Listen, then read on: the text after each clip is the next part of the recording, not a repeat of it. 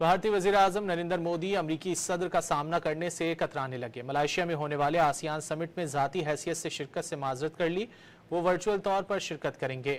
भारतीय अपोजिशन जमात कांग्रेस ने मोदी के फैसले पर तनकीद करते हुए इल्ज़ाम लगाया कि वो सदर डोनाल्ड ट्रंप से मिलने से बचने के लिए मलेशिया नहीं जा रहे।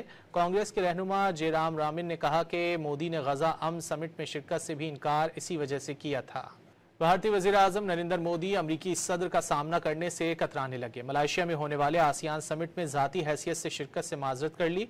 वो वर्चुअल तौर पर शिरकत करेंगे। भारतीय अपोजिशन जमात कांग्रेस ने मोदी के फैसले पर तनकीद करते हुए इल्ज़ाम लगाया कि वो सदर डोनाल्ड ट्रंप से मिलने से बचने के लिए मलेशिया नहीं जा रहे।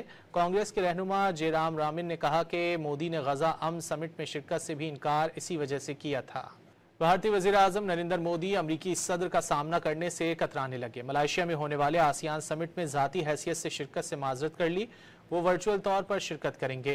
भारतीय अपोजिशन जमात कांग्रेस ने मोदी के फैसले पर तनकीद करते हुए इल्ज़ाम लगाया कि वो सदर डोनाल्ड ट्रंप से मिलने से बचने के लिए मलेशिया नहीं जा रहे।